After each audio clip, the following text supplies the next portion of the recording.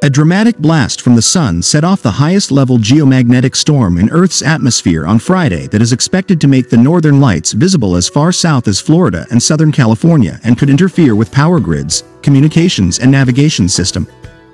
It is the strongest such storm to reach Earth since Halloween of 2003.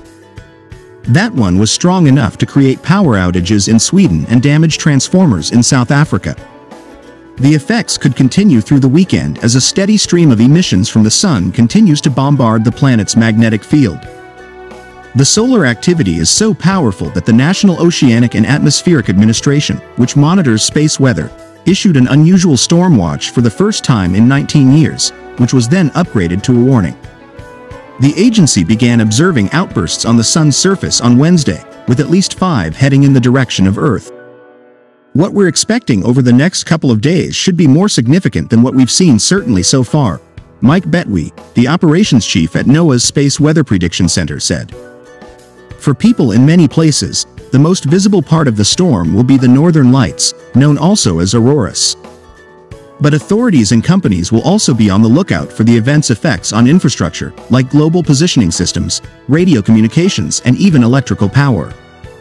While the northern lights are most often seen in higher latitudes closer to the North Pole, people in many more parts of the world are already getting a show this weekend that could last through the early part of next week. As Friday turned to Saturday in Europe, people across the continent described skies hued in a modeling of colors.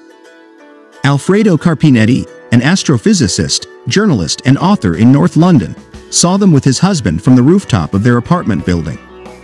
It is incredible to be able to see the aurora directly from one's own backyard, he said. I was hoping to maybe catch a glimpse of green on the horizon, but it was all across the sky in both green and purple.